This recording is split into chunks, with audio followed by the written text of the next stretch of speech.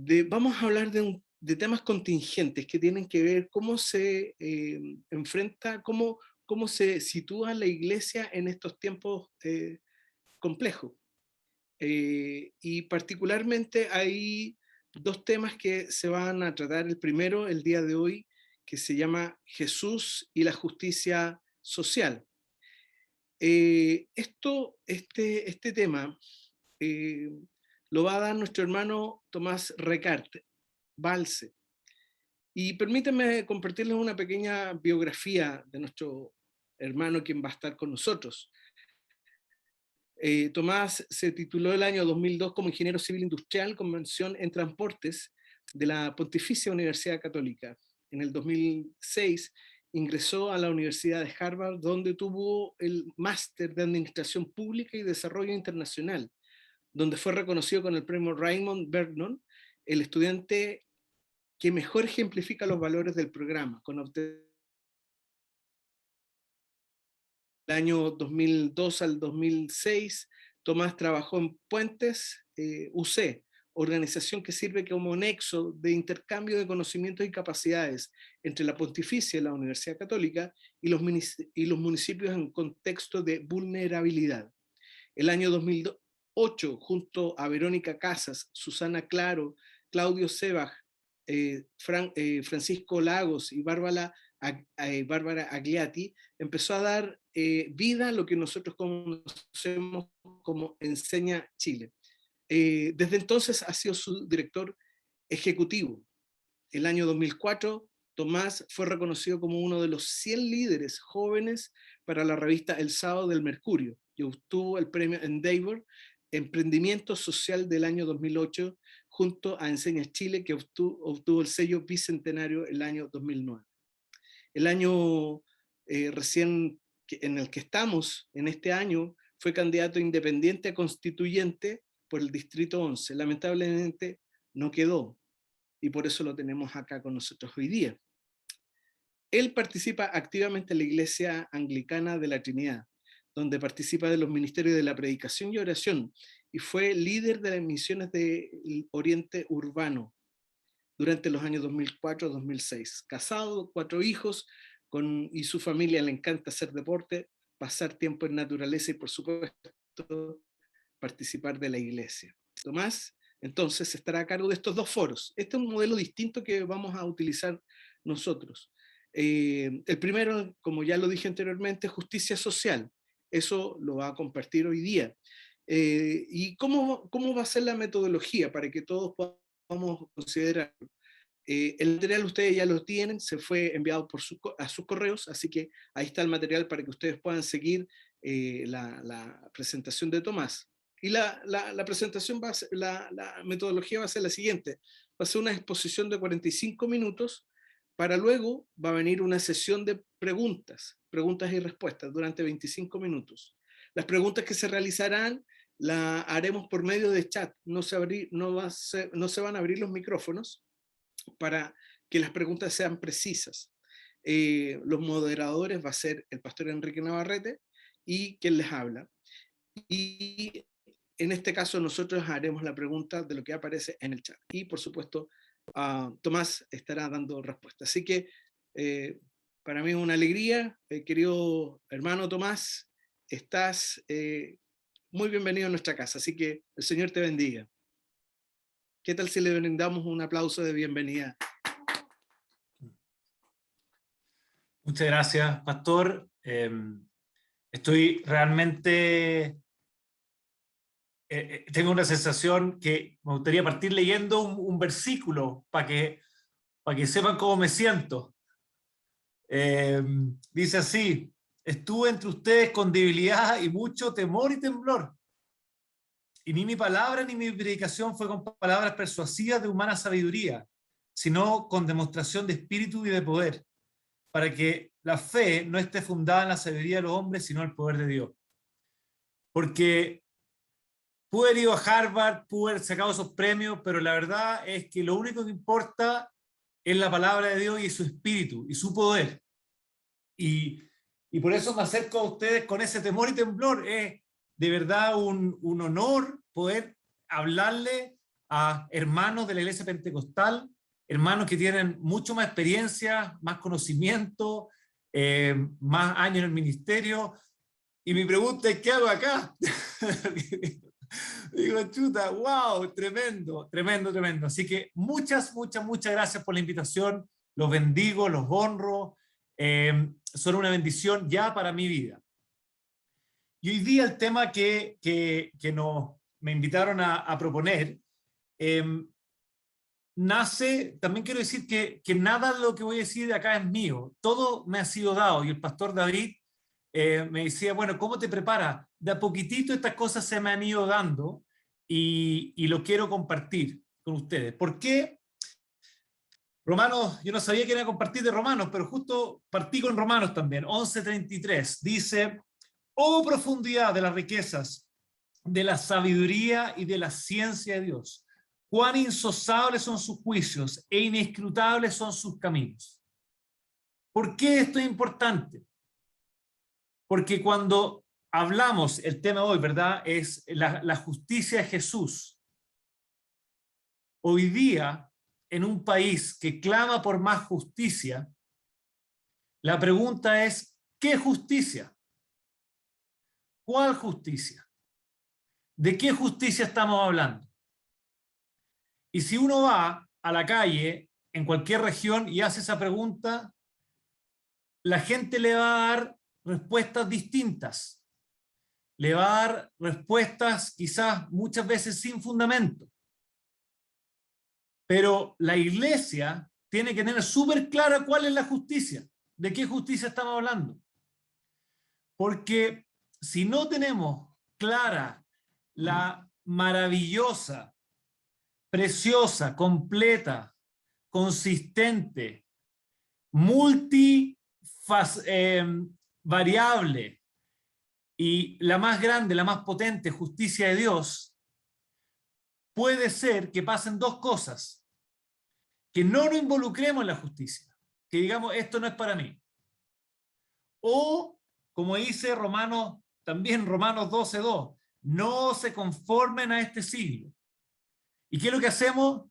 Nos conformamos a este siglo, y muchas veces, lo digo no porque yo trabajo con jóvenes, los jóvenes se abrazan a la justicia de este siglo.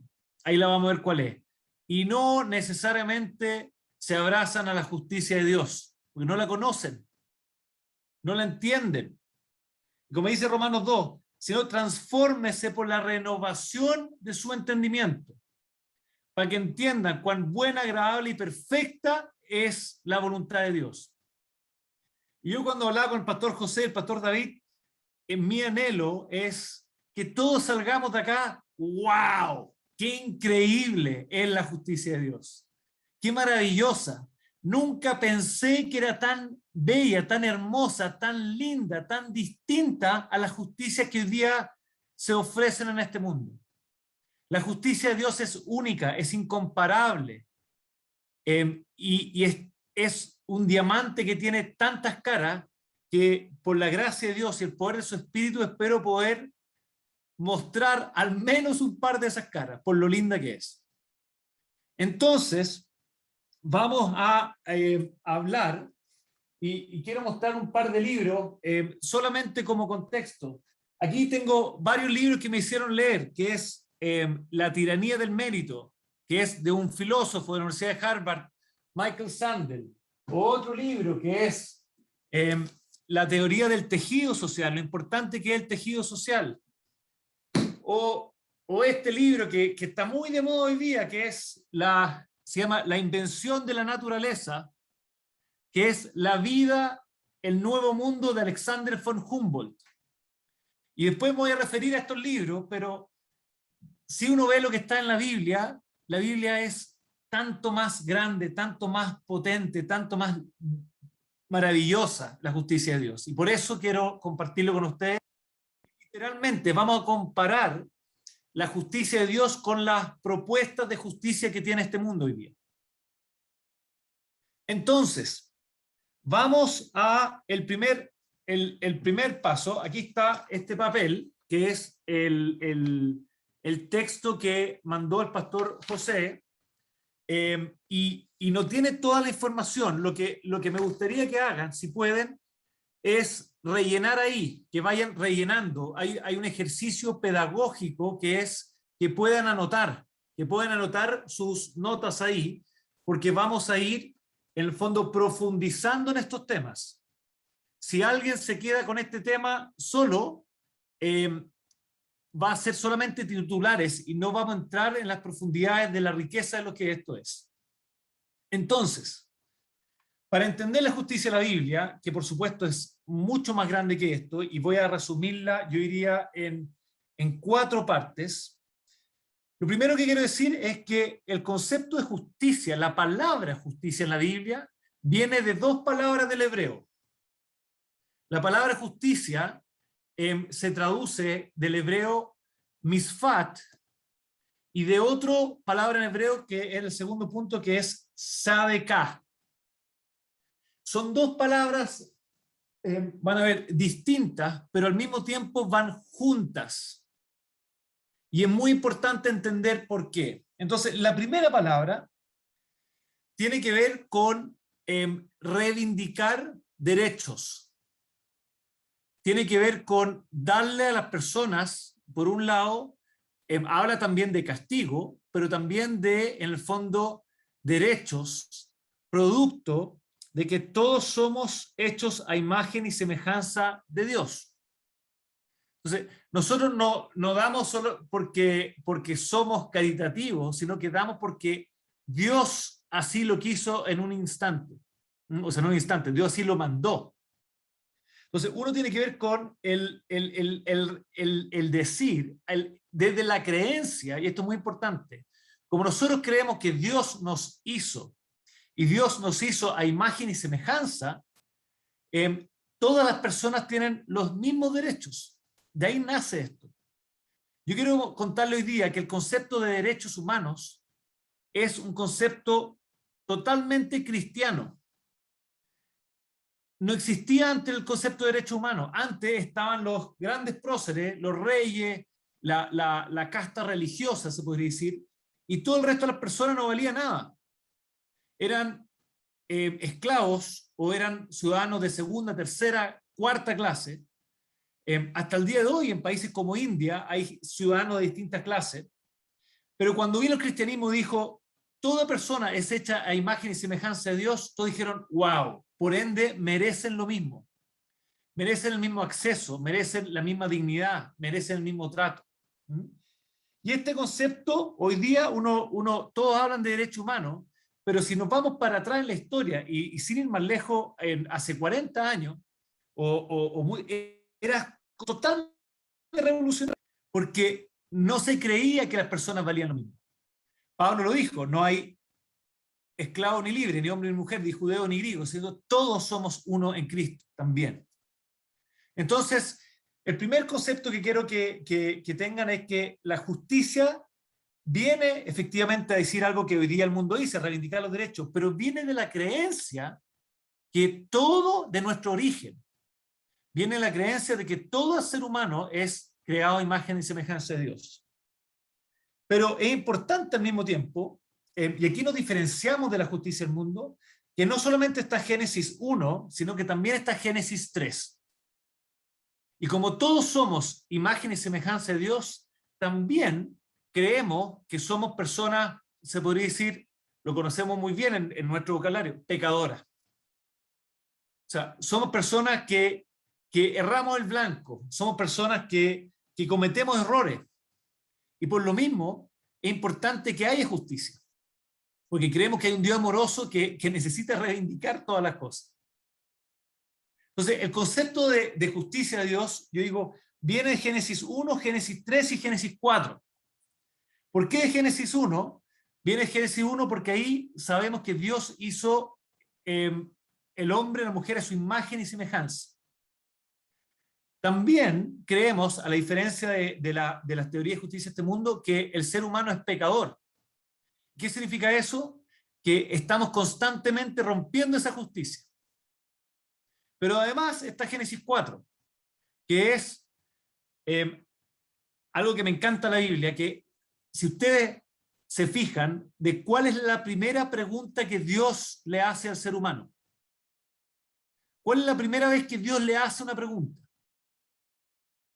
Es en Génesis 4, cuando le pregunta a Caín, ¿dónde está tu hermano? ¿Y qué le responde Caín? ¿Acaso soy yo responsable de mi hermano? Y la respuesta es sí.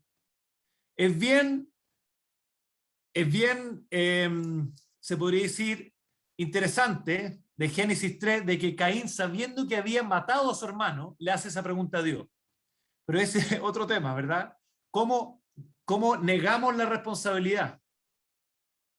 Pero la justicia de Dios tiene esos tres componentes, Génesis 1, Génesis 3 y Génesis 4, que son ideas que ninguna otra teoría de justicia tiene.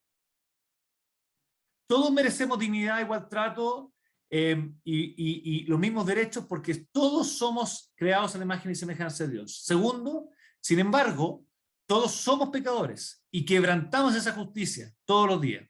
Y tercero, Dios nos hizo, aunque no lo veamos, intrínsecamente relacionados. No solamente hay una responsabilidad personal de mi pecado, sino que mi pecado también le influye al resto.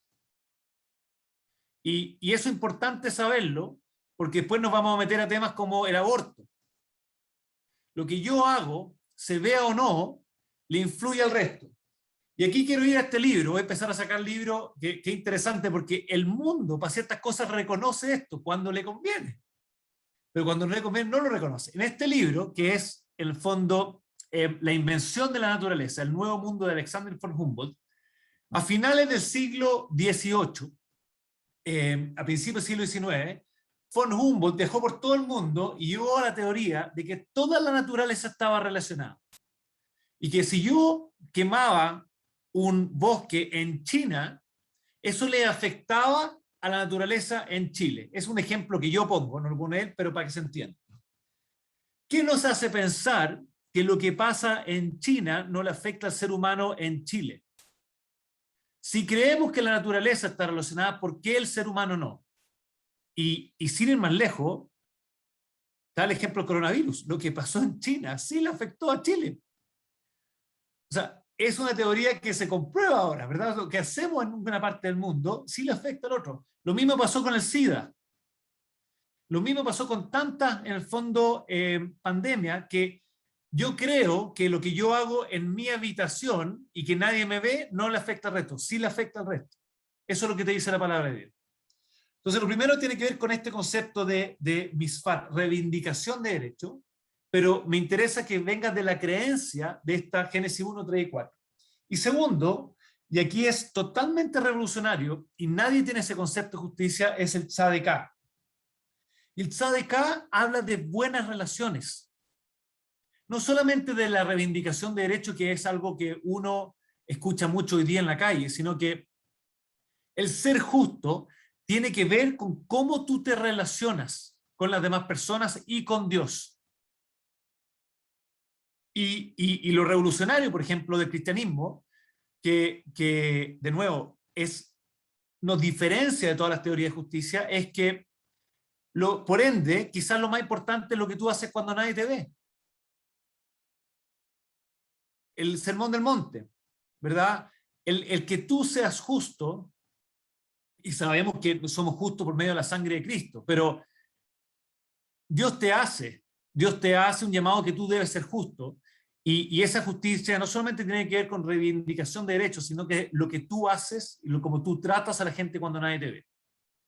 Y eso también es distinto de la justicia de este mundo, porque hoy día, perdonen si lo generalizo, y quizás lo generalizo de manera casi burda, no es mi intención, es solamente para hacer un punto.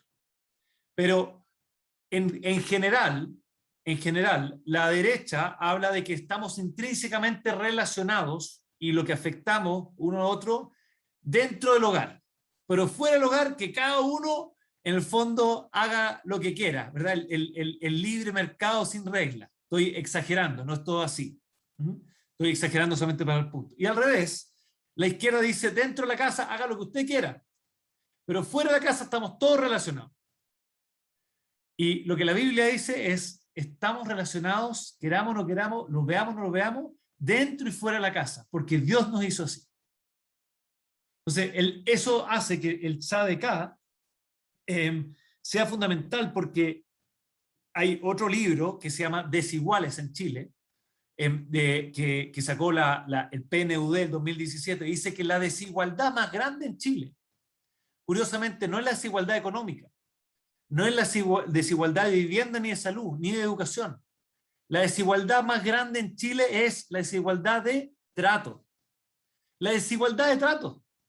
El problema más grande que tiene Chile hoy día en desigualdad, dicho por este libro, Desiguales del 2017, es trato. No hay tzedakah. Y lo primero que nos dice la Biblia es que si tú quieres tener un buen trato con el que te rodea, primero tienes que resolver tu relación con el Dios que nos creó. Entonces también te dice, no vas a poder tener un buen trato con la gente que te rodea si no primero tienes una relación con el Dios que te creó. Eso es distinto, es distinto. Nosotros vamos a ver después la segunda página, las teorías de justicia del mundo. En general, le voy a hacer el resumen, en general lo que dicen es que tú puedes determinar el bien y el mal a partir de tu propio, de ti. Tú puedes determinar eso. La Biblia no dice eso. La Biblia dice que el que determina el bien y el mal es Dios, es Cristo. Y por ende tú, para relacionarte y entender bien cómo tú te rodeas con la gente, lo primero que tienes que hacer es relacionarte con el de arriba. Pero lo más interesante, y aquí el punto de Job 31, es que si yo tengo un buen trato, no necesito reivindicar los derechos, porque esa desigualdad o esa falta de justicia no debieran existir.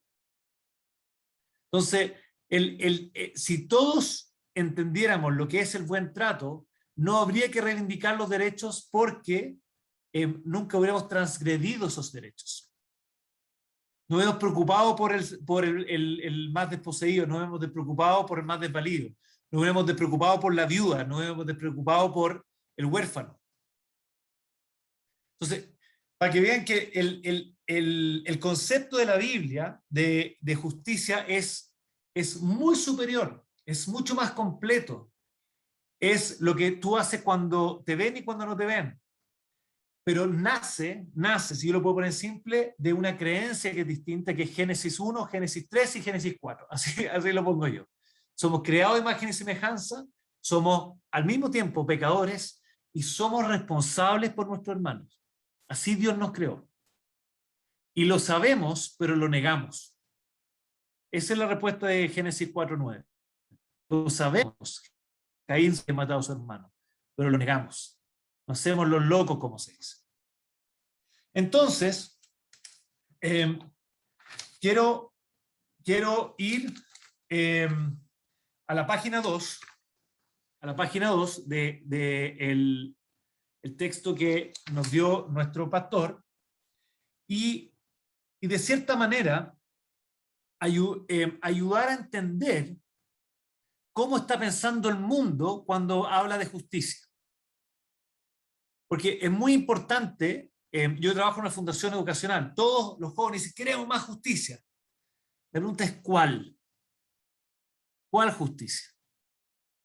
Y aquí es bastante un resumen lo que voy a hacer. Pero si ven abajo hay una nota al pie que sale de dónde saqué esta información. Y hablamos con el pastor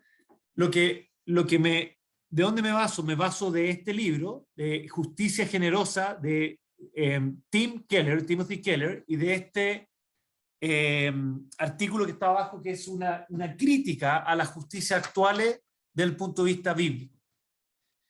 Y en simple, hay en el fondo 4 teorías de justicia que hoy día en el fondo rondan a nuestro alrededor. Cuando yo en un inicio hablé de Romanos 12 y dije, no se conformen con este siglo, bueno, este siglo es la página 2, ahí está.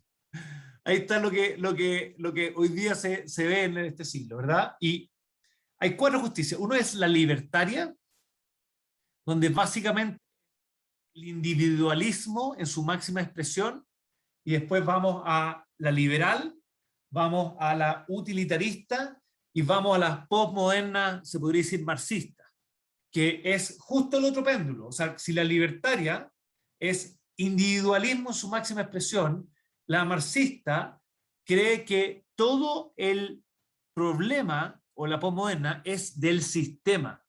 El individuo no tiene ninguna responsabilidad. Y aquí quiero hacer un paréntesis, porque lo puse más adelante, pero a mí me ayudó mucho a entender que cuando se habla de pobreza en la Biblia, la pobreza tiene 3 fuentes. ¿Y por qué es importante saber eso? Porque la primera fuente, o sea, si entendemos claro cuáles son las 3 fuentes, no hay ninguna razón para enorgullecerse. Y tampoco hay ninguna razón para sentirse mal. ¿A qué voy? Voy a explicar eso. La primera razón que habla la Biblia sobre por qué existe pobreza, habla de problemas sistémicos. Habla de que no se pagan sueldos justos, de que hay pesas que no son las debidas, de que no se paga a tiempo, de que no nos preocupamos en el fondo de la viuda y del huérfano. Hay problemas de sistema, sí.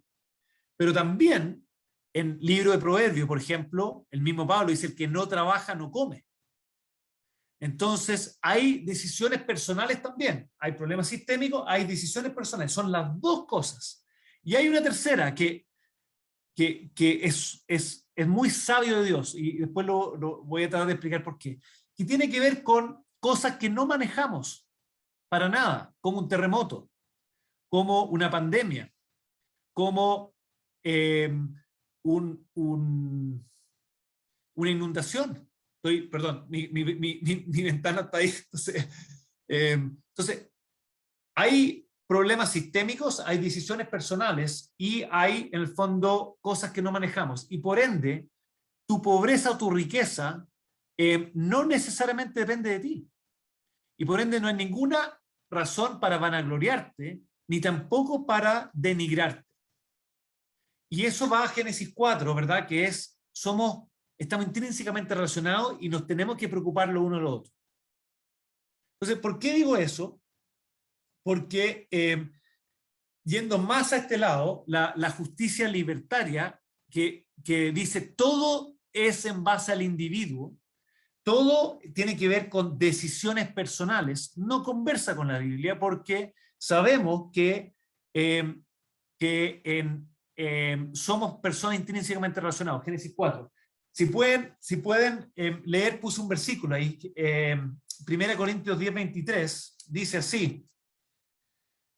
Dice, todo me es lícito, pero no todo me conviene. Todo me es lícito, pero no todo me edifica. Entonces, no solamente, y aquí lo dije antes, no solamente no concordamos con la justicia libertaria, porque no solamente no se trata solamente de decisiones personales, sino que también nosotros creemos que hay un Dios quien definió lo que está bien y lo que está mal. Y que el ser humano, por sí solo, no es capaz, por supuesto que está la conciencia, pero si saca a Dios del mapa, no va a decidir bien lo que está bien y lo que está mal.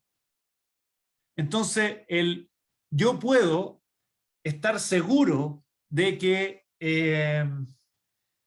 abusar de un menor está bien, pero es la justicia de Dios que me dice eso está mal y eso es inaceptable, por muy convencido que uno esté.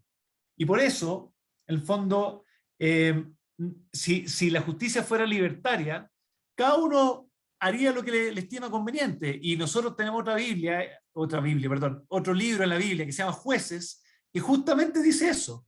Cada uno hacía lo que le daba la gana. Así termina la Biblia, ¿verdad? Jueces. Cada uno hacía lo que desea. Esa es la justicia libertaria. Ahí le pueden dar libro juez. Así queda la escoba. Segundo, la justicia liberal dice, no es tan así. La justicia liberal, importante esto, toda esta justicia agarran parte de la Biblia. agarran parte de la Biblia, pero dejan otra parte fuera. Ese mensaje es súper importante y por favor anótenlo. Todas las cosas buenas de cada una de estas 4 justicias que hoy día están en nuestro ambiente, tiene cosas buenas, sí. No todo es malo. Pero esas cosas buenas, la Biblia también lo agarra, pero también resalta en el fondo cosas que no están bien. Y eso es sumamente importante, yendo a mi primer versículo, ¿verdad? Porque la justicia de la Biblia satisface mucho más al ser humano, más que cualquier de otras, y contiene lo mejor de todas y mucho más. La justicia liberal tiene que ver con igualdad de oportunidades. Dice, no todos y todas pueden valérselas por sí solos. Tenemos que tener una cancha pareja. ¿Cuántas veces hemos escuchado eso? Tenemos que tener una cancha pareja. De hecho, el pastor José me presentó como candidato, yo fui candidato a la Constitución, me he leído muchas veces la Constitución. Artículo 1, inciso 5. Habla de igualdad de oportunidades. Pero lo que pasa ahí es que nosotros, sabemos que la cancha no es pareja. El acceso a salud, el acceso a educación, el acceso a vivienda, el acceso a ciudad, el acceso a seguridad, el acceso a transporte, y puedo seguir, no es igual para todos los chilenos. Y ahí, en el fondo, uno ve cómo quebrantamos esto de que Dios nos hizo a imagen y semejanza porque tratamos a las personas de manera distinta, dándole las veredas en Las Condes son de 7 metros, en Santiago Centro son de 1. Y así podemos, las áreas verdes, por ejemplo, en Vitacura son 20 metros cuadrados por persona, en la comuna del Bosque son 2 metros cuadrados por persona. Entonces, eso no es igualdad de oportunidades, ¿verdad? O sea, si no hay alguien que se preocupa para que haya ese acceso, la verdad que las personas por sí solo no van a poder decidir qué es lo mejor para el bien común. Curiosamente, este libro, que es el gran hit ahora, dice, ¿qué pasó con el bien común? ¿Qué pasó con el bien común? Aquí está. La Constitución de Chile dice en el inciso 2 o 3, creo que es el 3, dice el fin del Estado es el bien común. El fin del Estado es el bien común, pero después en el resto de la Constitución nunca más menciona el bien común. Nosotros hablamos de que somos un cuerpo y que incluso los miembros más chicos que no se ven son los más importantes. Michael Sandel habla de que tenemos que darle dignidad a todos los trabajos por igual. Yo bromeaba, le decía, todos tienen que pagarle derecho de autor a la Biblia, al Señor, porque todas las buenas ideas las copian, están ahí, pero la justicia de la Biblia va mucho más allá. Después la utilitarista dice que la justicia se logra cuando la mayoría está feliz. Está feliz. Bueno, los nazis estaban súper felices también. Estaban súper felices. Pero fíjense cómo al no aceptar que hay una ley superior a nuestra determinación de lo que está bien o está mal, siempre vamos a caer en grasos errores. Yo, por ejemplo, y voy a entrar al tema contingente, yo trabajo con jóvenes que muchos de ellos aceptan la violencia como moneda de cambio, como manera de hacer una reforma, de hacer un cambio. Y yo le digo, bueno, si tú aceptas la violencia, ¿cuándo hay un límite? ¿Quién determina cuándo sí y cuándo no? Si tú aceptas la violencia como forma de hacer un cambio, ¿dónde paramos? Segundo, ¿quién eres tú para determinar lo que es justo y lo que no es justo? No incluye Génesis 3, ¿verdad? Que somos pecadores. Entonces, la violencia hoy día, y aquí voy a ir al punto 4, que es lo que más vemos hoy día, creo yo, es lo que más está en nuestra cultura. No se conforme con este siglo. Ojo con el punto 4, porque el punto 4 es el más frecuente hoy día, especialmente en nuestra juventud. Y le hablo a los pastores, a los presbíteros, que seguramente tienen grupos de jóvenes. Y tienen jóvenes que quieren hacer un cambio, que quieren mejorar Chile. Pero que tengan mucho ojo, porque quizás cuando quieren un Chile más justo, por distintas razones, quizás están pensando en este tipo de justicia.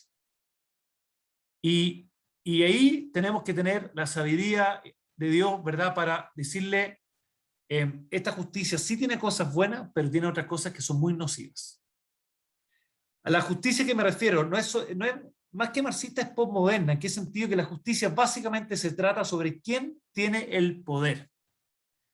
Y el que tiene el poder es básicamente alguien malo, que oprime.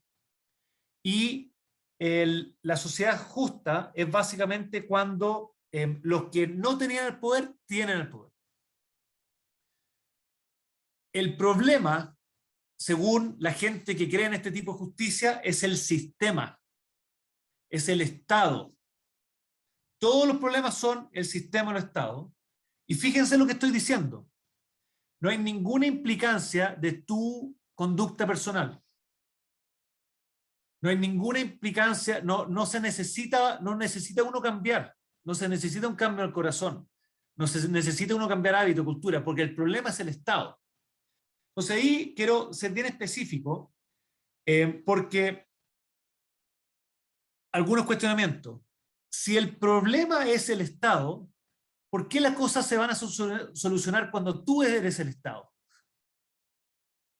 Si el problema es el sistema, ¿qué te hace pensar, en el fondo, que tú no eres el sistema? Tercero, si no, en el fondo, se necesita ningún cambio interior del corazón, nosotros como cristianos sabemos que el gran problema está en nuestro corazón. ¿Qué te hace pensar que cuando cambiemos las leyes no sucede lo que decía en buen chileno, echa la ley, echa la trampa? Entonces, todos estos conceptos, bueno, qué bueno que se está grabando, porque esto yo creo que hay que masticarlo mucho, pero le voy a contar una historia que me pasó. Pleno estallido social. Yo trabajo muy cerca de la Plaza Italia.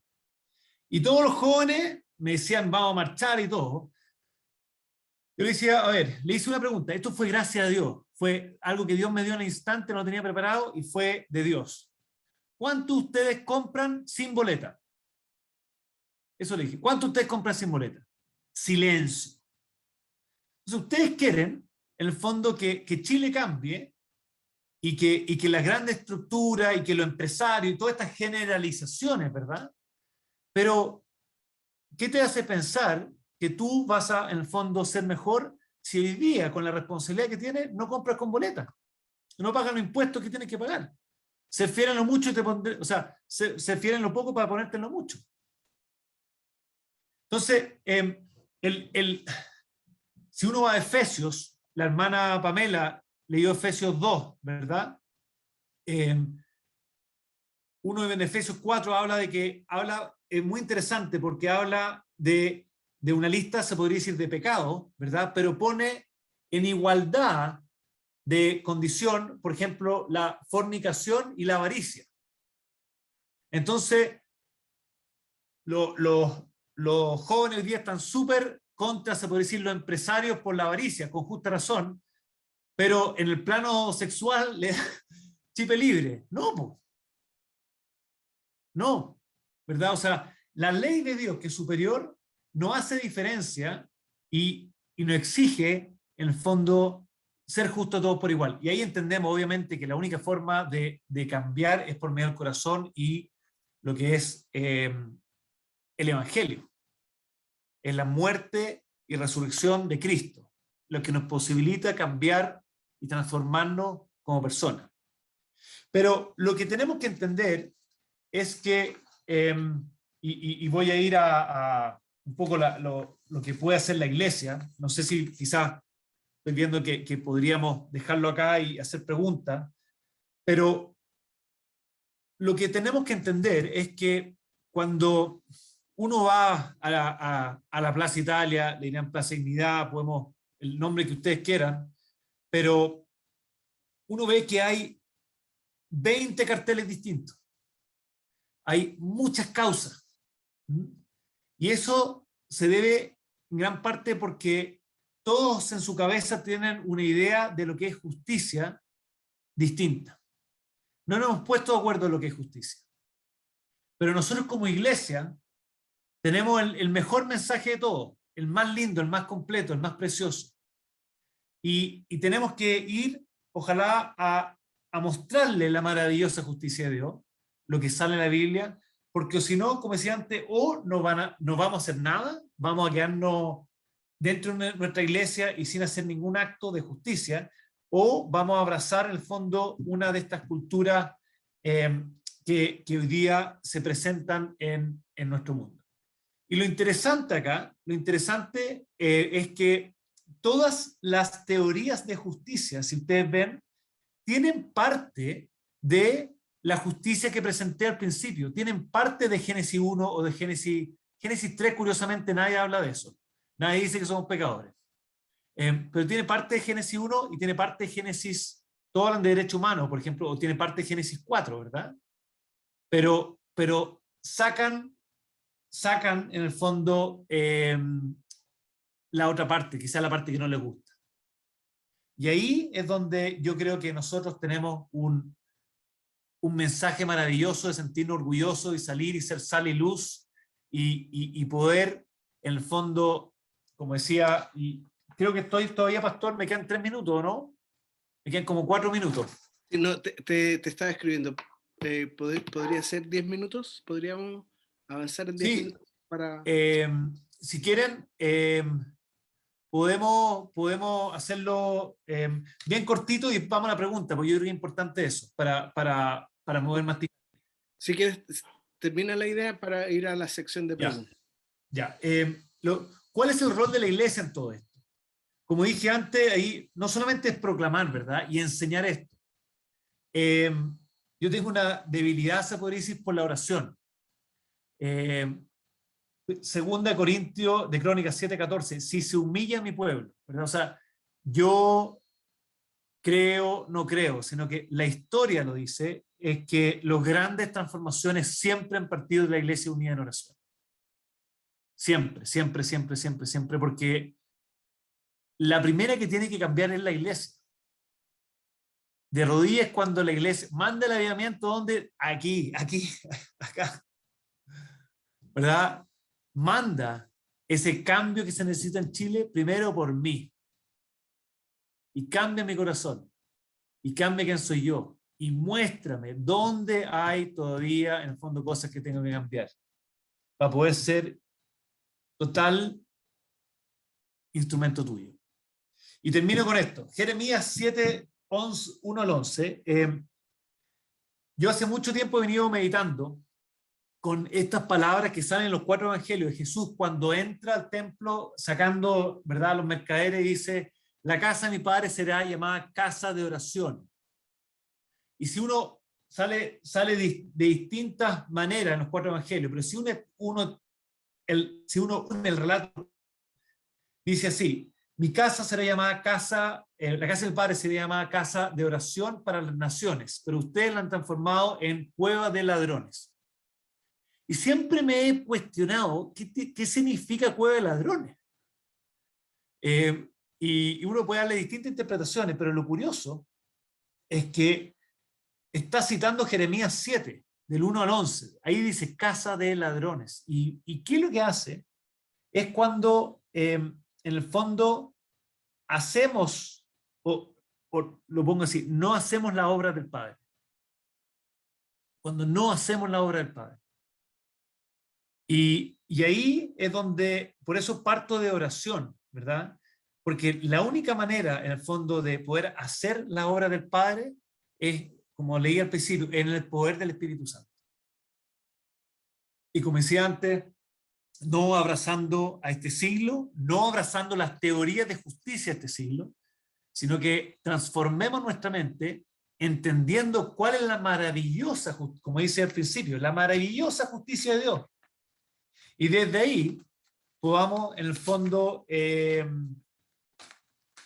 transformar nuestra ciudad. Mañana vamos a esto que fue más abstracto, a aplicarlo derechamente a, por ejemplo, lo que es la ley de matrimonio igualitario y la ley de aborto, para que se entienda que detrás de estas leyes también hay concepciones de justicia, hay valores de por medio y hay creencias de por medio.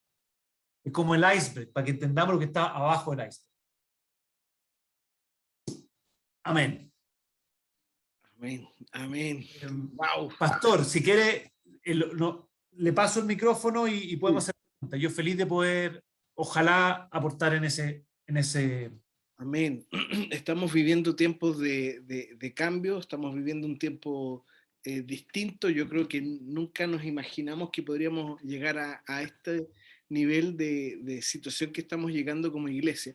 Pero una de las cosas que comentábamos con Tomás, y él comentaba y decía, la iglesia tiene que tener una actitud más que reactiva, tiene que tener una actitud propositiva. Entonces yo creo que esto nos abre un poco, no nos hemos dado cuenta cómo a nuestros propios muchachos de nuestra iglesia tienen una forma distinta de pensar frente a ciertas situaciones. Y es por eso que necesitamos conocer y gracias al Señor tenemos esta oportunidad. Así que quisiera dar la oportunidad para que por favor escriban sus preguntas. Amados conservos, por favor, aprovechemos este tiempo para exprimir. Hay harto de qué conversar. Esta justicia, mi obispo lo decía hace unos días atrás, pareciera ser como que estamos vendiendo un auto más o menos ya usado, ya que tiene harto tiempo, pero estamos vendiendo, en el buen sentido, un vehículo espectacular. Así que pediría que por favor, no sé si mi obispo, por mientras que están haciendo sus preguntas, si hay alguien que quiera hacer sus preguntas, quisiera hacer algún comentario.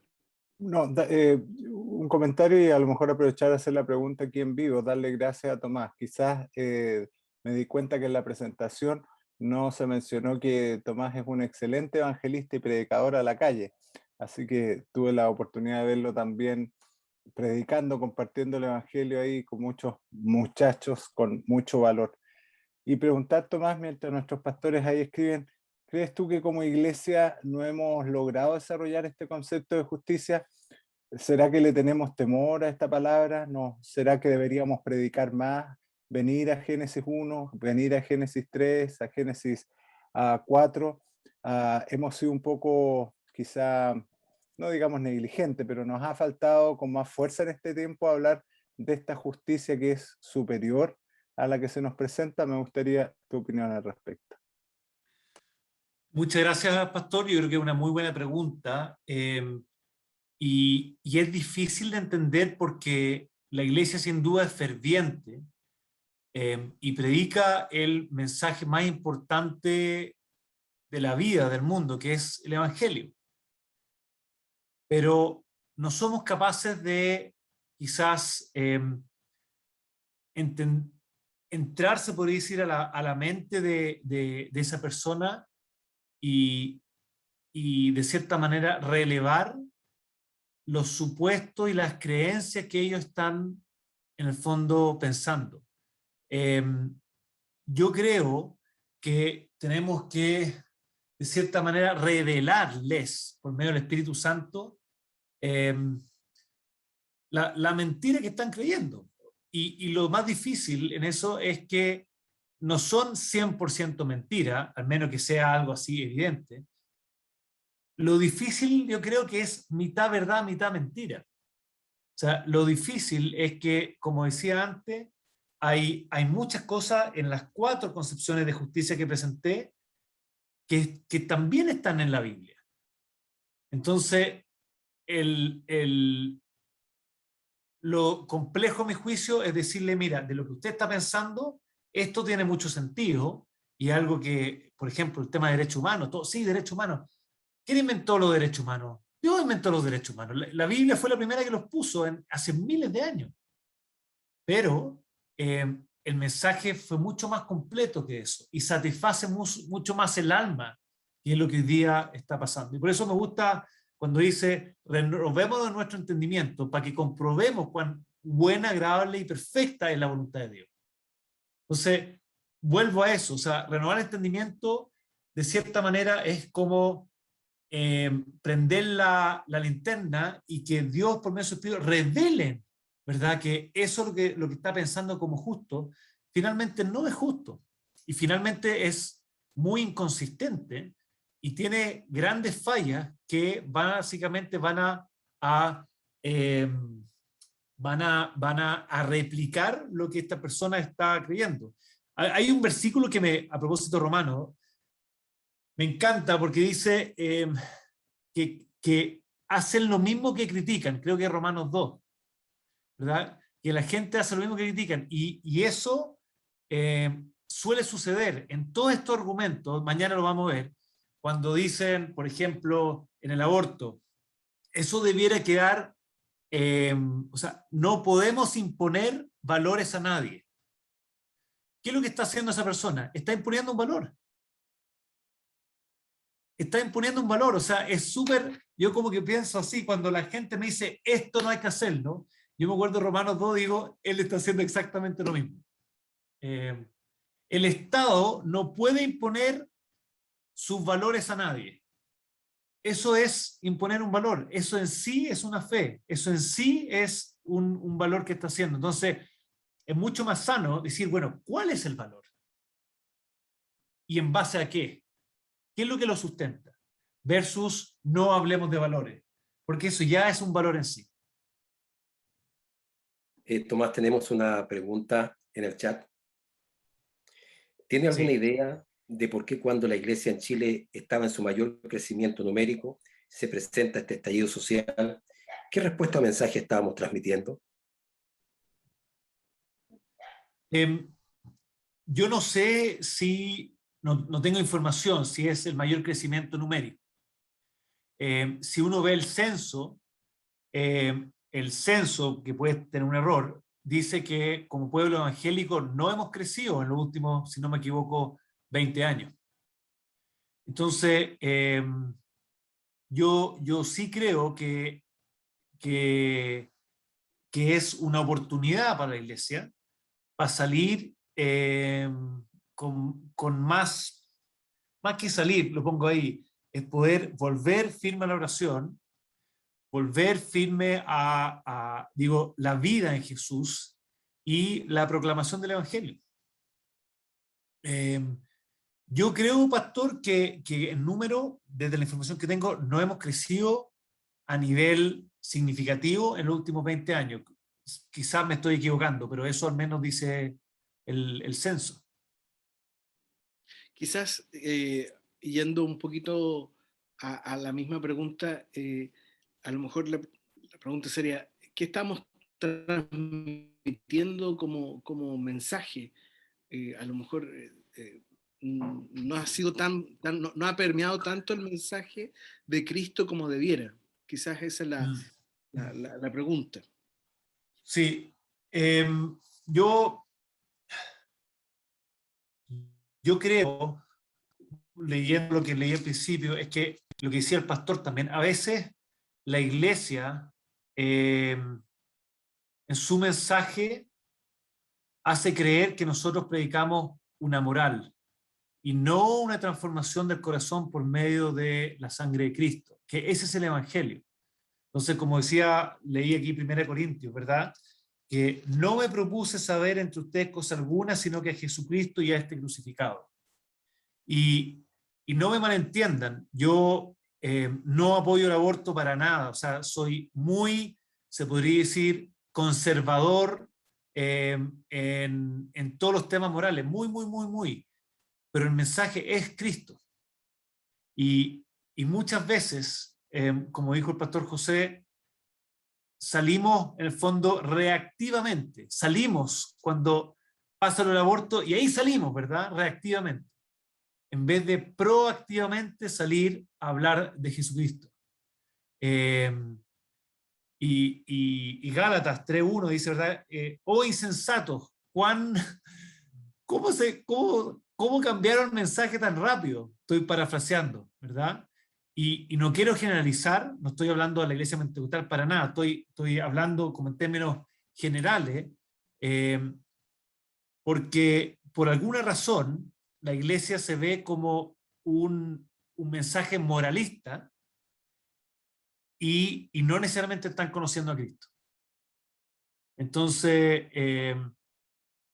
yo creo que en Romanos también, Romanos 15, habla de llenar todo del Evangelio de Cristo. ¿Y qué significa llenar todo del Evangelio de Cristo? Es muy bueno, dice que es en palabra, es en obra y es en prodigio.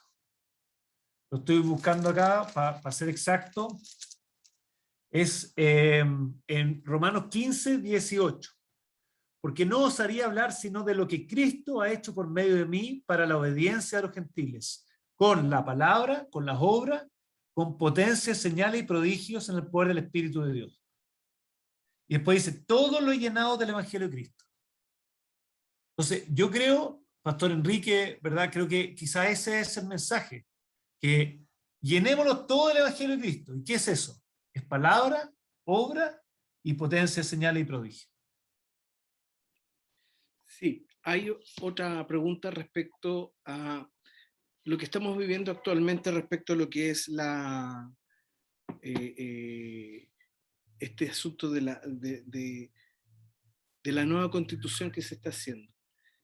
¿Qué papel, qué rol debiera tomar la iglesia en esto? ¿Debiéramos guardar silencio en esta época? ¿Cuál es tu visión de esto, Tomás?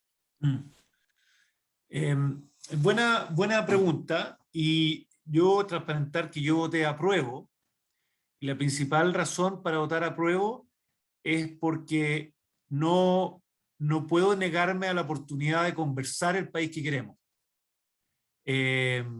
Después, básicamente, en un contexto donde la Constitución no se hizo en democracia. Segundo, creo que fue una salida institucional importante a un conflicto violento muy fuerte. Como decía antes, la violencia hoy día es una forma legítima para los jóvenes. No sé si para los jóvenes solamente, pero me preocupa eso. Yo soy muy anti-violencia. Pero por otro lado, pastor, creo que es importante como iglesia entender de que hay temas, desde mi punto de vista, y puedo estar equivocado, hay temas súper claros donde la Biblia dice, por ejemplo, no al aborto, pero en tener una constitución A o B es más debatible, ¿verdad? Uno no sabe bien cuál es la mejor constitución y por sobre todo cuál es el mejor proceso. Entonces, quizás ahí el rol de la iglesia justamente es cómo poder vivir en comunidad, como decía, con el Tzadekah, con un buen trato con aquellas personas que empezamos distinto. Y ahí es lo que yo creo que podría ser sal y luz la iglesia, un ejemplo de comunidad, de relaciones personales, de relaciones, como decía antes de Tzadekah, que a pesar de que uno piensa distinto. Y de nuevo, yo como persona soy una persona muy, se podría decir, conservadora, pero creo yo que ser parte de este proceso, y también lo digo con convicciones cristianas, cuando yo leí el artículo 19 de la Constitución, que habla de los derechos y los deberes, uno sí piensa en Génesis 1, o sea, no se cumple. No hay igualdad de oportunidades, no hay igualdad de trato, no hay igualdad de dignidad y derechos. Entonces yo dije, pucha, no puede ser que después de 40 años no conversemos al respecto. Ese fue mi pensamiento, y como dije, pues uno puede estar equivocado. Génesis 3 también actúa en uno. Perfecto, Tomás.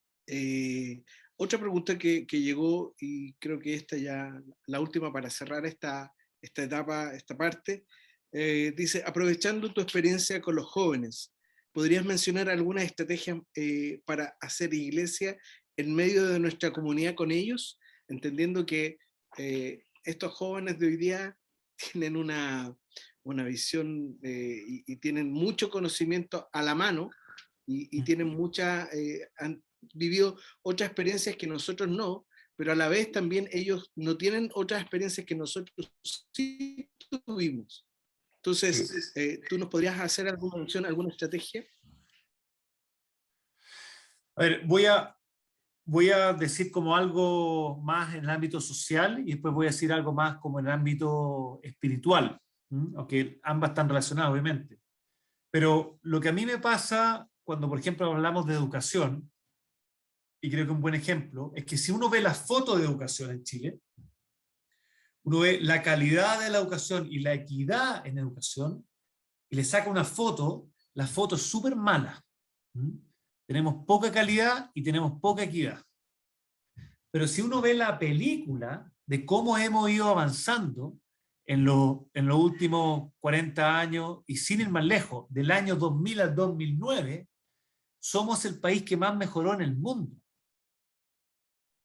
Entonces, en estas conversaciones difíciles, lo que está pasando en Chile, la invitación es a ver la foto, pero a ver la película también. Porque los jóvenes tienden a ver solamente la foto y hay algo más profundo ahí, porque no ven las fotos, ven el video de 3 segundos, de 6 segundos y creen saber la verdad, ¿verdad? Hay todo un tema de redes sociales ahí, pero es importante en todas estas discusiones o conversaciones difíciles que estamos teniendo con nuestros jóvenes, invitar a ver la foto e invitar a ver la película, con muchas preguntas. Y segundo, en el plano más espiritual, yo creo que hay dos grandes vacíos en los jóvenes, no solamente a nivel nacional, sino que a nivel mundial. Y uno es la soledad. Hay muchos estudios que hablan que los jóvenes están más solos que nunca, a pesar de estar más conectados que nunca. O sea, yo tengo una... Yo podría decir, soy bien enemigo de las redes sociales. Yo creo que las redes sociales están generando muchos problemas, como por ejemplo, creer que sé la verdad con un video de 6 segundos, generar trinchera entre no diálogo, y tercero, curiosamente, mucha soledad, porque no tengo conversaciones significativas con mi amigo porque todo lo hago vía redes sociales. Entonces, un vacío, soledad. Y el otro vacío, y ahí donde el cristianismo tiene la mejor solución y mejor respuesta, es de identidad.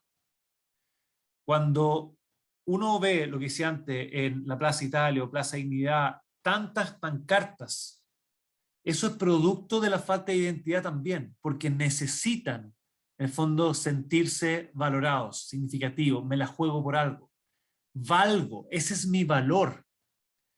¿Cuánta gente iba a las marchas para sacarse la selfie? Yo estuve aquí.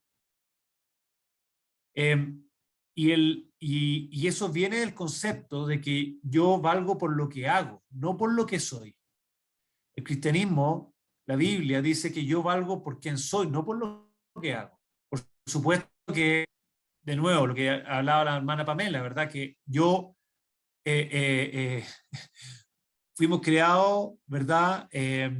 Fuimos salvados por fe, pero para obras hechas de antemano. Efesios 2:10, ¿verdad? Somos hechuras suyas, creados para hacer obras y ya son de Él. Somos creados para obras, pero no salvados por obras, ¿verdad? Pero mi valor es porque yo soy criatura de Dios, yo soy hijo de Dios. Y ahí el concepto de identidad viene de cuál es tu origen. Y hoy día, en el fondo, la gente cree que su origen es la aleatoriedad o lo que sea, y no es una vida con propósito, de la cual Dios nos creó para eso. Entonces, esos dos conceptos son muy importantes. El concepto de hijo, la identidad de hijo de Dios, amado incondicionalmente, ¿verdad? Y yo creo que eso le pega muy fuerte al mundo, que no lo tiene y lo necesita. Perfecto, muchas gracias Tomás, muchas gracias. ¿Qué tal si le damos un aplauso a Tomás por este día? Gracias. Gracias a ustedes. Mañana nos vemos de nuevo, así que, mi obispo. Sí, y a las preguntas que se han seguido sumando, no se preocupe, mi pastor, mañana seguimos en el mismo tema, así que todas las preguntas van a ser atendidas.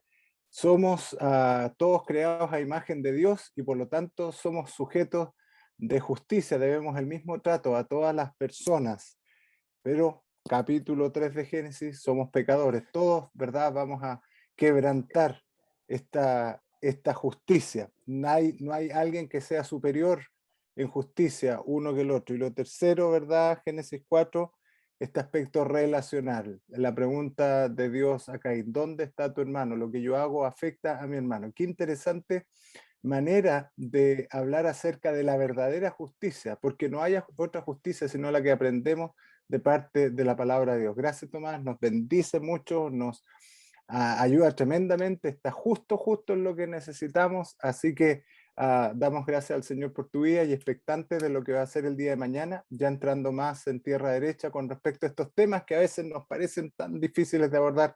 Así que, Tomás, muchas gracias por estar con nosotros y te consideramos un apostólico más. Bendiciones.